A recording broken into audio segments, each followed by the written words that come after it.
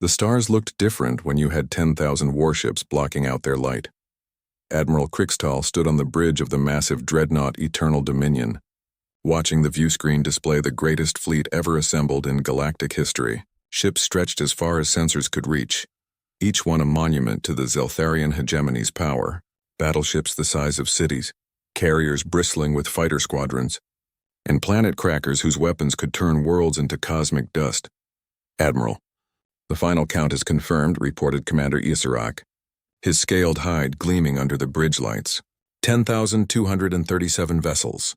All weapon systems operational. All crews at battle readiness. Krixtal nodded, feeling the weight of command settle on his shoulders like a familiar cloak. This was what victory looked like before the first shot was fired. The humans would see this armada and understand that resistance was not just futile, but insane. "Any word from the human colonies?" he asked. "Nothing, sir. Complete radio silence from all 12 rim worlds. Our scouts report minimal defensive preparations. A few orbital platforms, some patrol craft, nothing that could stand against even a single battle group." The Admiral's mandibles clicked in what passed for amusement among his species. Humans had always been strange creatures, scattered across the galaxy's edge like seeds blown by cosmic winds. They kept to themselves, traded when necessary, and seemed content to live on worlds that more advanced species considered barely habitable. Rock balls and ice chunks mostly, with thin atmospheres and harsh climates. Perhaps they are finally ready to accept the inevitable, Krixtal mused. Integration into the hegemony would benefit them greatly. Our technology, our protection, our guidance. Commander Yisrak's tail twitched nervously. "Sir, should we not wait for their formal response?" "The deadline is still 29 cycles away. And what response could they possibly give? Look around you, Commander. This fleet could reduce their entire civilization to atoms within a solar day. They have no choice but surrender." The hegemony had been perfecting this strategy for over 1,000 years. Overwhelming force, clear ultimatums, inevitable victory. It was a civilized way to conduct expansion, really. Quick, clean, decisive. Far better than the messy territorial wars that had plagued the galaxy in earlier eras. Species after species had seen the wisdom of joining the hegemony rather than facing destruction. The Vorthon Republic had surrendered after viewing just a tenth of this fleet's power. The Crystalline Collective had practically begged for integration when faced with similar odds. Even the proud warrior clans of Nexus Prime had laid down their weapons rather than face annihilation. Humans would be no different. They were traders and farmers, not warriors. Their scattered colonies had no central government, no unified military command. They were exactly the sort of fragmented civilization that the hegemony specialized in absorbing. "Admiral," the communications officer's voice cracked with excitement. "We're receiving a transmission from human space." Krixtal straightened. "About time. Display it on the main screen." The view screen flickered, then showed empty space where the human colonies lay. Nothing but stars and the distant glow of their small, insignificant worlds. "Sir, it's not a message. It's a ship. A single vessel heading directly for our position." The Admiral blinked in confusion. "One ship? Are you certain?" "Yes, sir. Confirmed by multiple sensor arrays. Human design, but the energy signature is unusual. It's maintaining a steady course toward our fleet at maximum velocity." Commander Israk leaned forward, studying the sensor data. Perhaps it carries their surrender delegation? Or maybe their leaders seeking to negotiate terms. Krixtal considered this. It made sense. A small diplomatic vessel, carrying representatives of the human colonies to formally acknowledge defeat. It was actually quite civilized of them, better than he had expected from such a primitive species. "Time to intercept?" "At current speed, approximately 6 solar hours, Admiral." "Very well.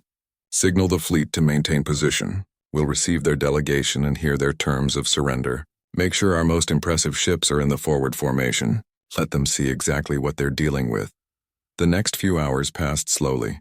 The mysterious human ship continued its approach, never deviating from its course, never responding to hails. Long-range sensors provided more details as it drew closer. It was large for a human vessel, nearly 2 kilometers in length. The design was unusual, more like a colony transport than a diplomatic ship. "Sir," the sensor officer reported, "we're getting strange readings from that vessel. The power output is far higher than our databases suggest human technology should be capable of." "What do you mean?" Krixtal demanded. The energy signature indicates power generation equal to a small moon, sir. But that's impossible. Human fusion technology is centuries behind ours. Admiral Crixtall frowned. Perhaps the humans had made some technological breakthrough? It wouldn't matter. Even if they had improved their engines, one ship against 10,000 was still suicide. Any weapons detected? That's just it, sir. We can't get clear readings on the ship's armament. There's some kind of interference, like the hull is designed to scatter our sensor beams. Commander Isarak's tail lashed with sudden unease. Admiral, perhaps we should launch an intercept squadron. If this is some kind of suicide attack, one ship, Commander, against our entire fleet. Even if it's packed with antimatter, what damage could it possibly do? Besides, if we destroy their delegation, we'll have to start this entire process over again. No, let them come. We'll receive their surrender and end this quickly. But something nagged at the Admiral's mind. Why send only one ship? Every species the hegemony had ever encountered sent multiple vessels for such important negotiations. Delegations of diplomats, trade representatives, military observers, even the most primitive cultures understood the importance of proper ceremony. Unless, Commander, pull up our files on human military doctrine. Yisrak's claws clicked across his console. Sir, our intelligence on human warfare is limited. They haven't fought any major conflicts since the destruction of their homeworld 3 centuries ago. Mostly small colonial disputes, piracy suppression, that sort of thing. What about before, when they were still unified on Earth? The records are fragmentary, sir. Earth was destroyed in some kind of civil war, we believe. The survivors scattered to the rim worlds as refugees. They've been peaceful ever since. Crixtall nodded. That aligned with everything the hegemony knew about humans. A broken species, traumatized by their own destructive tendencies, seeking nothing more than quiet survival on the galaxy's edge. Sir, the human vessel is now within close sensor range, reported the tactical officer. We're getting our first clear images. The main screen displayed the approaching ship in sharp detail. It was indeed massive, its hull scarred and patched in places that suggested great age. Strange markings covered its surface, symbols and writing in various human languages, but something about its design felt wrong. The proportions were off for a colony ship, and there were structures along the hull that served no obvious purpose. Admiral, the communications officer called out, we're receiving a tight beam transmission from the vessel. Text only, no audio or video. Display it. Words appeared on the screen in the common galactic trade language. We are coming to talk. Prepare to receive us. We bring greetings from Earth. Crixtall stared at the message. Something cold crawled up his spine. Earth had been destroyed centuries ago. Why would they mention it now? Sir? Commander Israk was looking at him with concern. Should we respond? The Admiral forced himself to remain calm. It was probably just human sentimentality, honoring their lost homeworld in their moment of defeat. Still, something felt deeply wrong about this entire situation. Signal the fleet to maintain alert status, he ordered, and get me a full tactical analysis of that ship. I want to know everything about it before it arrives. Outside the viewports, 10,000 warships waited in perfect formation, their weapons trained on the approaching vessel. Soon the humans would surrender, and another species would join the ever-growing hegemony. But Admiral Crixtall couldn't shake the feeling that he was missing something important, something that might change everything. 300 years ago, Earth had been the jewel of human civilization. Commander Israk scrolled through the ancient files on his personal terminal, trying to understand what had driven the humans to their current scattered existence. The official records were sparse, but they painted a picture of a once proud species brought low by their own violence. Earth had supported 12 billion humans at its peak. Great cities that touched the clouds, orbital habitats that housed millions, generation ships that carried humanity to distant stars. They had been expanding rapidly, claiming new worlds, building trade networks that spanned dozens of systems. And then, according to the records, it had all collapsed. Civil war, the files stated simply. Massive internal conflict leading to planetary destruction. Survivors scattered to established colonies. Species classified as non-aggressive following reconstruction period. But something bothered Israk about these records. They were too clean, too simple. In his experience, the destruction of an entire world usually left more traces. Refugee accounts detailed reports from relief efforts, archaeological data from the ruins. Here there was almost nothing. He pulled up older files, intelligence reports from the era when Earth died. Most were classified above his security level, but a few fragments were accessible. References to stellar engineering and weaponized physics that made no sense in the context of a civil war. Why would humans fighting each other need weapons capable of destroying planets? Commander! Admiral Krickstahl's voice interrupted his research. Report to the briefing room. I want a full analysis of everything we know about human military capabilities. The briefing room was filled with the hegemony's finest tactical minds. Representatives from all 12 member species sat around the massive table, their attention focused on the holographic display showing the approaching human vessel. Gentlemen, Admiral Krickstahl began, we have a puzzle. This single ship represents humanity's entire response to our ultimatum. I want to understand why. General Mordak of the Caltherian Legion spoke first. His warrior species had been among the first to join the hegemony, trading their independence for the promise of glorious conquest. Perhaps they seek honorable death in battle. Some species prefer destruction to surrender. Unlikely, replied Science Administrator Veltani. Her crystalline form shimmered as she accessed the collective databases of her people. Human psychology profiles indicate strong survival instincts. They are traders and farmers, not warriors. This appears to be simple foolishness. Ysarak cleared his throat. Sirs, I've been reviewing the historical records. There are some inconsistencies regarding Earth's destruction. Admiral Krickstahl gestured for him to continue. The official report states that Earth was destroyed in a human civil war 3 centuries ago, but the details don't add up. There are references to weapons technology that seems far too advanced for internal conflict, and the timing is suspicious. What do you mean? Demanded General Mordak. Ysarak called up a timeline on the central display. Earth was destroyed exactly 312 years ago. But look at this. He highlighted several dates. Just 20 years before that, the hegemony conducted what they called Pacification Campaign Omega in that same sector of space. An uncomfortable silence fell over the room. The older members of the command staff exchanged glances. Ancient history, Admiral Krickstahl said finally. That campaign was against a different species entirely. What were they called? The predecessors, I believe. A violent, aggressive race that threatened hegemony expansion. They were eliminated to ensure galactic peace. But sir, Ysarak pressed, the coordinates match. The predecessor homeworld was in the same system as Earth.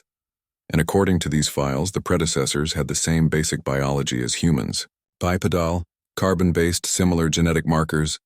Commander, Admiral Krickstahl's voice carried a warning. You are speculating beyond your authority. Focus on the current situation. But Ysarak's words had planted a seed of doubt. Around the table, the senior officers began to look uncomfortable. The hegemony's expansion had not always been as clean and civilized as current doctrine suggested. In the early days, there had been campaigns of conquest that were better left in the past. Admiral, the communications officer's voice crackled over the intercom. The human vessel is requesting permission to dock with our flagship. Krickstahl straightened. Dock? Not just transmit terms? Yes, sir. They want to conduct negotiations face-to-face. They're transmitting docking protocols now. This was unusual.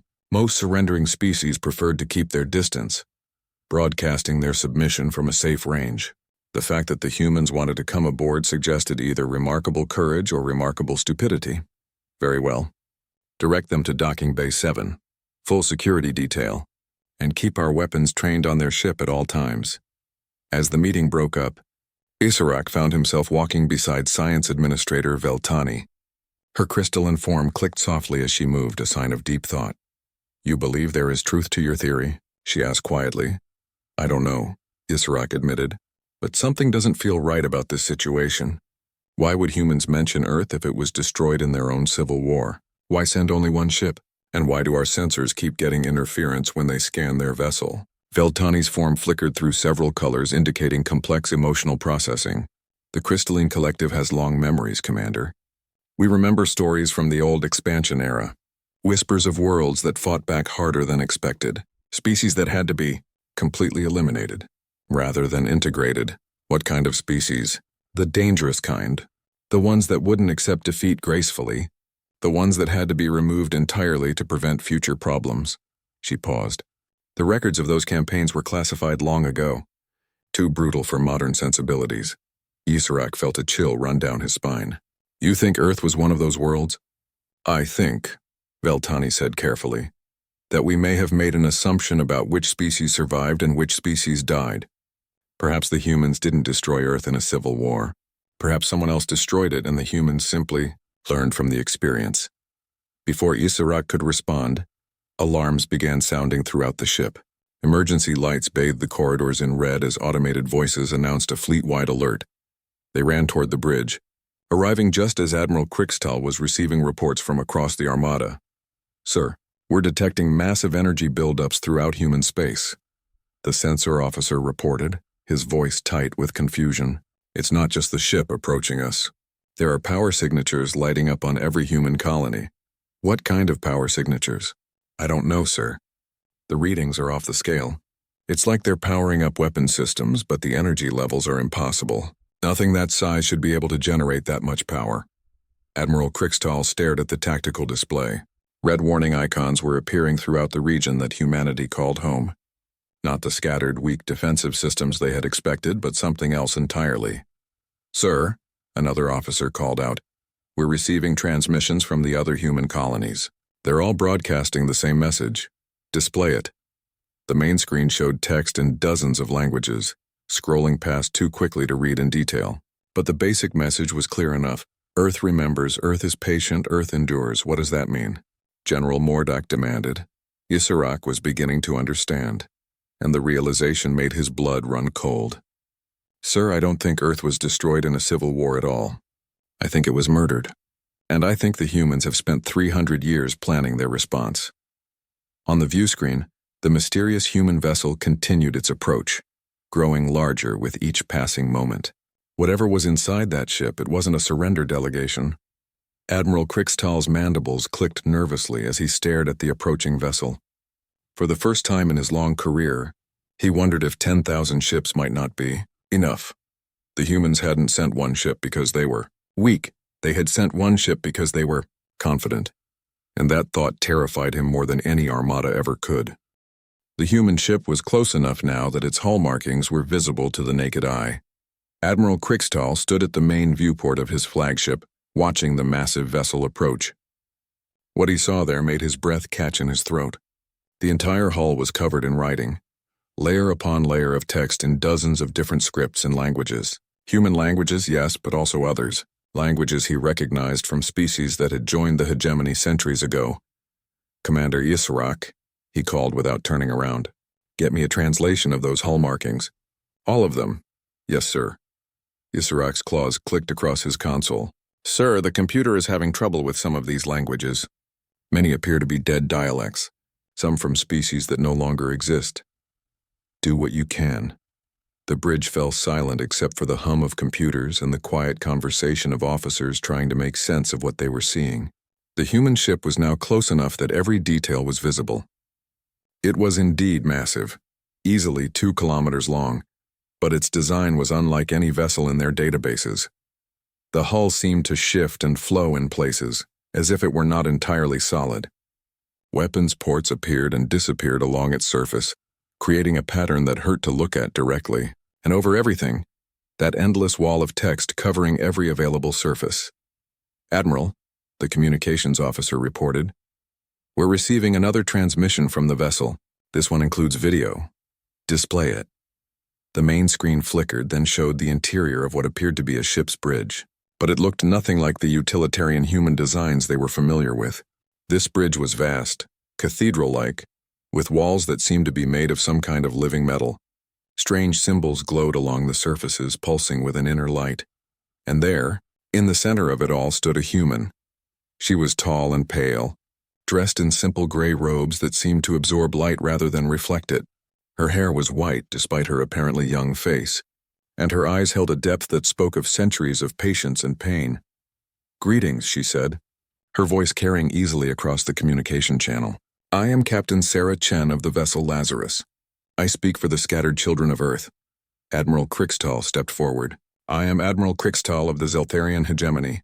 You will prepare to receive a boarding party and surrender your vessel for inspection. The human woman smiled, and there was something terrible in that expression. Oh, Admiral, I think you misunderstand the situation. We haven't come to surrender. We've come to deliver a message.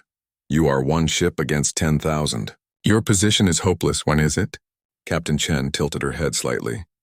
Tell me, Admiral, what do you know about the destruction of Earth? Krixtal felt Commander Israk tense beside him. Earth was destroyed in a human civil war 3 centuries ago. Your own species was responsible. Ah. The woman nodded slowly. That's the story you tell yourselves, isn't it? Much easier than the truth. She stepped closer to the camera, and her eyes seemed to bore directly into Krixtal's soul. Would you like to know what really happened to Earth, Admiral? Before he could respond, Captain Chen gestured to someone off-screen. Please transmit the historical records to the Hegemony fleet. All of them, including the ones they thought they had destroyed. The communication channel remained open, but additional data streams began flooding the Hegemony's computers. Archive footage, sensor logs, communication records, all bearing the official seals of the Zeltharian Hegemony from 3 centuries past. Commander Israk was frantically working at his console, trying to process the incoming information. Sir, these appear to be authentic Hegemony military records. Classification level, Omega Black. I've never seen security clearance that high. Display them, Admiral Krixtal ordered, though part of him already dreaded what he would see. The main screen split, showing Captain Chen on one side and the historical records on the other. What they showed was not a human civil war, it was genocide. The records were brutally clear. 312 years ago, the Zeltharian Hegemony had encountered a species they classified as the predecessors, in the system humans called Sol.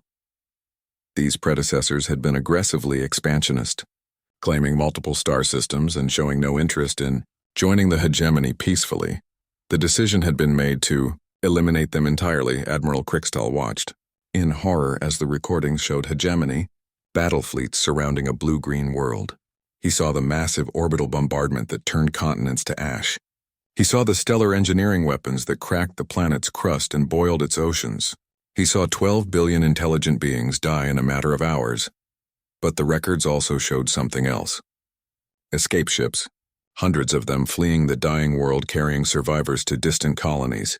The Hegemony forces had been ordered to let them go, to ensure that witnesses survived to spread word of what happened to species that refused integration. The predecessors, Admiral Krixtal whispered, were humans. Captain Chen finished. Earth was our homeworld, Admiral. Those 12 billion people you murdered? They were our families, our friends, our children. Her voice remained calm, but there was steel beneath the words. We were never called the predecessors. We called ourselves human. But you needed a different name, didn't you? Something that sounded more threatening. Something that justified what you did. Commander Israk was reading through more of the files, his scaled hide turning pale with shock. Sir, there are detailed reports here. The Hegemony leadership of that era classified humans as excessively adaptable and strategically dangerous. They believed that if humans were allowed to continue expanding, they would eventually pose a threat to Hegemony dominance. So they killed us all, Captain Chen said simply, or tried to. But you made one mistake, Admiral. You let some of us escape, and we humans have a very long memory when it comes to injustice. The bridge fell silent as the implications sank in. For 3 centuries, the scattered human colonies had been building and planning and preparing. Not for expansion or conquest, but for this moment. Sir, the sensor officer called out, his voice shaking. I'm reading massive power buildups across all human space. The energy signatures are unlike anything in our databases. What kind of weapons are you detecting? Admiral Krixtal demanded. That's just it, sir. I don't think they're weapons, at least not in any conventional sense. The power output suggests stellar engineering, star killer level technology. Captain Chen smiled again, and this time Admiral Krixtal understood why that expression was so terrifying. It was the smile of someone who had spent 3 centuries planning the perfect revenge. You want to know what we've been doing for the past 300 years, Admiral? We've been learning everything we could about stellar physics, about planetary engineering, about the kind of weapons that can destroy worlds. She gestured around the strange bridge. The Lazarus isn't just a ship. It's a mobile stellar engineering platform, and it's not alone. The sensor readings began to make horrible sense. The power signatures across human space weren't weapons. They were tools. Tools designed to manipulate stars to trigger supernovas to turn entire solar systems into weapons. You're bluffing, Admiral Crixtall said, but his voice lacked conviction. Am I? Captain Chen touched a control on her console. Perhaps you should scan this system more carefully. Pay particular attention to the local star. The tactical officer ran deep scans on the nearby star, a typical yellow dwarf that had burned peacefully for billions of years. What he found there made him stagger backward from his console. Sir, there are devices in the star's chromosphere. Hundreds of them. They appear to be some kind of manipulation field generators. Stellar engineering probes, Captain Chen explained helpfully. We've been seeding them throughout this region of space for decades. A simple signal from the Lazarus and your star becomes a weapon, one that will take your entire fleet with it when it goes supernova. Admiral Crixtall stared at the human woman on the screen. She looked so young, so fragile, but her eyes held the accumulated grief and rage of an entire species. What do you want? He asked finally. Justice, she replied. 300 years overdue, but better late than never. On the tactical display, Admiral Crixtall could see his 10,000 ships, the greatest fleet ever assembled. But for the first time in his career, he wondered if it would be enough to save them from the consequences of an ancient crime. The silence on the bridge stretched for long moments as Admiral Crixtall processed what he had just learned. Around him, his officers stared at their displays with growing horror as the full scope of the human trap became clear. Commander Yisrak, he said quietly, tactical assessment. Assume the humans are telling the truth about their capabilities. Yisrak's claws trembled as he worked at his console. Sir, if they can trigger stellar collapse in this system, our entire fleet would be destroyed regardless of defensive measures. The energy release from a supernova at this range, he paused, running calculations. There would be no survivors. Time to minimum safe distance if we begin retreat immediately. 47 hours at maximum velocity, sir, but... Yisrak hesitated. Sir, long-range sensors are detecting similar energy signatures around multiple stars throughout this region. If the humans have been preparing for 3 centuries, they could have seeded weapons throughout dozens of systems. Admiral Crixtall felt the weight of command crushing down on him. 10,000 ships and their crews, representing the finest military minds of 12 species, all potentially trapped by the patience and ingenuity of a supposedly primitive race. On the view screen, Captain Chen waited calmly for his response. Behind her, the alien bridge of the Lazarus pulsed with energies that defied understanding. You have our attention, Admiral Crixtall said finally. State your terms. Our terms are simple, Captain Chen replied. Justice for Earth, reparations for the survivors, and an end to the hegemony's expansion through conquest. Impossible. The hegemony spans thousands of worlds, hundreds of species. We cannot simply abandon our responsibilities. Captain Chen's expression hardened. Responsibilities? Is that what you call genocide? She gestured again and new images appeared on the screen. Archive footage from the destruction of Earth, but this time focused on the escape ships. Admiral Crixtall watched refugees fleeing their burning world, families torn apart, children crying for parents who would never come home. Do you see that ship there? Captain Chen pointed to one particular vessel. That was the colony transport New Hope. It carried my great-grandmother and 2,000 other survivors. They spent 6 months in space with failing life support, eating recycled protein and drinking recycled water, watching their children grow sick from radiation exposure. The footage continued, showing the desperate journey to the outer colonies, ships breaking down, people dying, families scattered across the galaxy as they sought any world that would take them. They made it to the rim worlds with nothing but the clothes on their backs and the knowledge in their heads. And you know what the first thing they did was? They started planning. Not for conquest, not for expansion, for justice. Admiral Crixtall found himself unable to look away from the images. He had known about the hegemony's early expansion campaigns, but always in abstract terms. Casualty reports, strategic assessments, political necessity. He had never seen the faces of the victims. The hegemony has evolved since then, he said. We no longer engage in such extreme measures. Integration is now voluntary. Voluntary? Captain Chen laughed, but there was no humor in the sound. Tell that to the Vorthan Republic. Tell that to the Crystalline Collective. Tell that to any of the dozens of species that have joined you after being shown the alternative. She was right, and Admiral Crixtall knew it. The hegemony's current expansion model was based entirely on the threat of overwhelming force. Species joined voluntarily because they understood what happened to those who refused. Sir, Commander Yissarak interrupted quietly, we're receiving priority communications from Hegemony Central Command. They want a status report. Admiral Krixtall considered this. How could he possibly explain the situation to the Hegemony leadership? How could he tell them that their greatest fleet was being held hostage by the ghosts of a 300-year-old war crime? Tell them we are engaged in negotiations, he said finally. Captain Chen had been listening to this exchange with obvious amusement. Oh, Admiral, you misunderstand. This isn't a negotiation. This is a trial. The screen behind her changed again, showing what appeared to be a formal courtroom. But instead of a single judge, there were dozens of figures seated at a curved bench. Admiral Krixtall recognized some of them from intelligence files. Human colony leaders, scientists, military commanders, all survivors of Earth or their descendants. The Tribunal of the Lost, Captain Chen explained. Representatives of every human colony. Every family that lost someone in the destruction of Earth. We've been gathering evidence for 3 centuries, Admiral. Building our case. And now finally we're ready to present it. This is absurd, Admiral Krixtall protested. You have no authority to put the hegemony on trial, don't we? One of the figures on the tribunal stood up, an elderly human man with silver hair and eyes like ice. I am Director Harrison Chen, Senior Archivist of the Earth Memorial Foundation. We represent the 12 billion souls murdered by your predecessors. If we don't have the authority to seek justice for them, who does? Admiral Krixtall felt the situation spiraling beyond his control. This wasn't a military engagement or a diplomatic negotiation. This was something entirely outside his experience. What evidence could you possibly have? He demanded.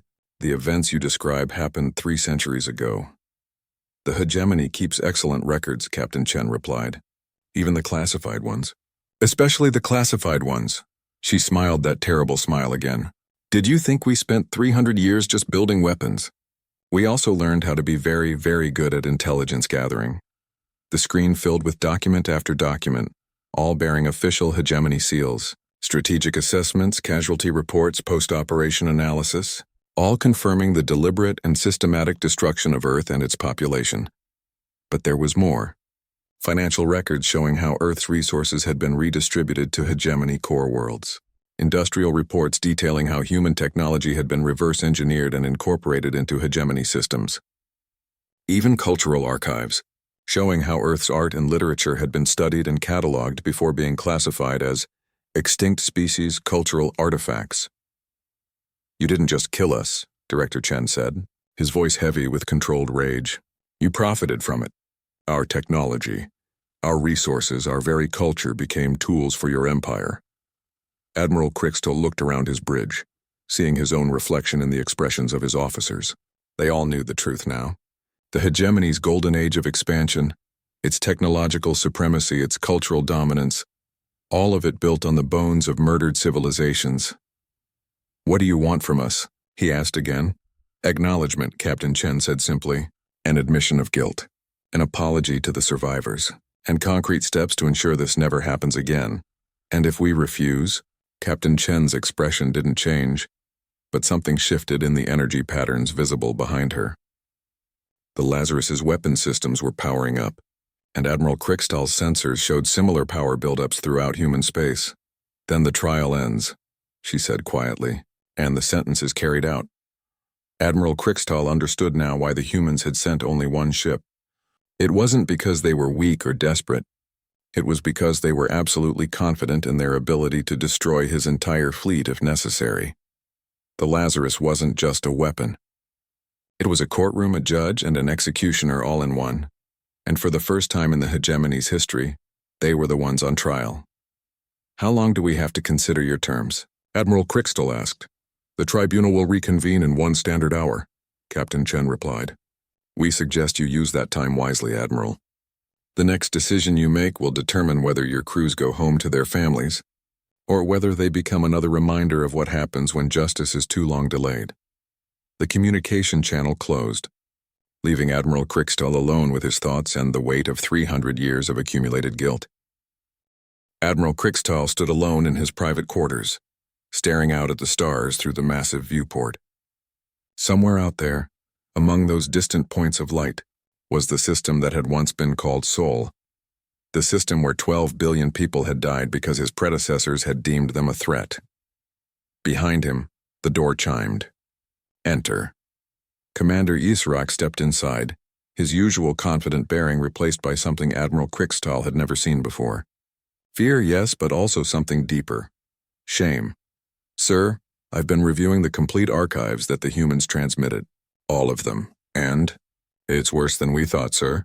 Earth wasn't the only world. Over the past 1,000 years, the hegemony has completely destroyed at least 7 species that refused integration.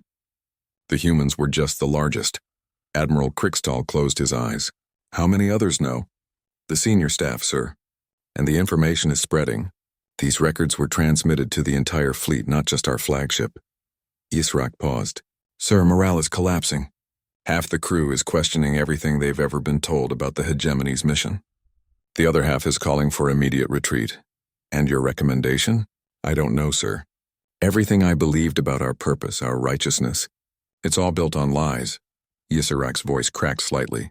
How many worlds are we standing on that are graveyards? How much of our technology was stolen from people we murdered? The Admiral turned back to the viewport. In the distance, the human ship Lazarus hung in space like a dark angel, patient and implacable.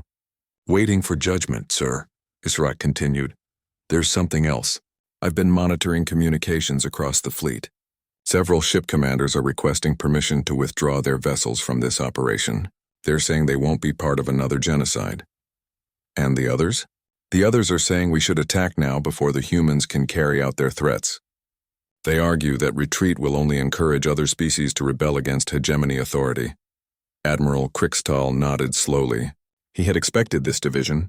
The revelation of the hegemony's true history would fracture his force just as surely as any weapon. Sir, we have 30 minutes before the human tribunal reconvenes. What are your orders? Before Admiral Krickstahl could answer, his communication system activated. Captain Chen's face appeared on the screen, but she looked different now. Older somehow, as if the weight of speaking for the dead had aged her in the past hour. Admiral, she said simply, we need to talk. Just the two of us. Very well. He gestured for Israk to leave, then activated the privacy shield around his quarters. You're wondering what happens next, Captain Chen said. It wasn't a question. The thought had occurred to me. Your fleet is fragmenting. Half your commanders want to retreat, the other half want to attack. You're realizing that you can't fight an enemy that's willing to destroy entire star systems to achieve their goals.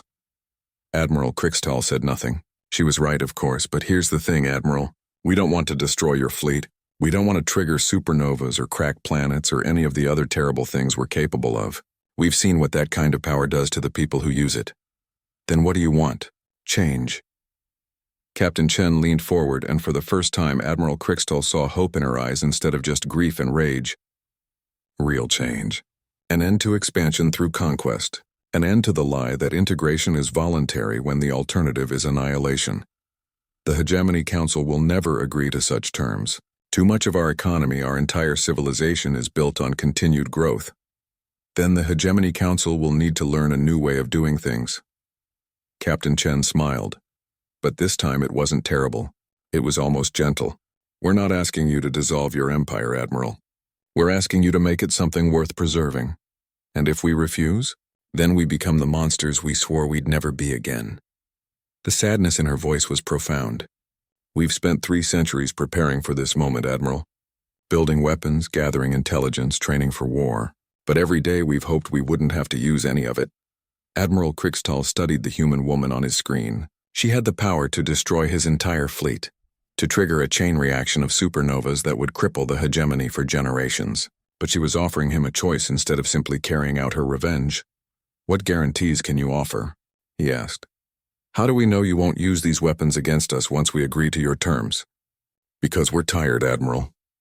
Captain Chen's shoulders sagged slightly. 300 years of anger is a heavy burden to carry. We want to put it down. We want to build something better instead of just destroying what came before. She touched a control on her console, and the screen split to show images from across human space. Not weapons or ships, but colonies. Farms and cities, schools and hospitals. Families living quiet lives on distant worlds. This is what we've built while we planned our revenge. Not an empire, not a war machine, just home. Places where people can live and grow and be happy. She looked directly at him. We could have spent those 3 centuries becoming like you. Taking what we wanted by force, expanding through conquest. But we chose differently. Why? Because we remembered what it felt like to lose everything. And we decided that no one else should ever have to feel that way. Admiral Krixtal was quiet for a long moment, considering her words.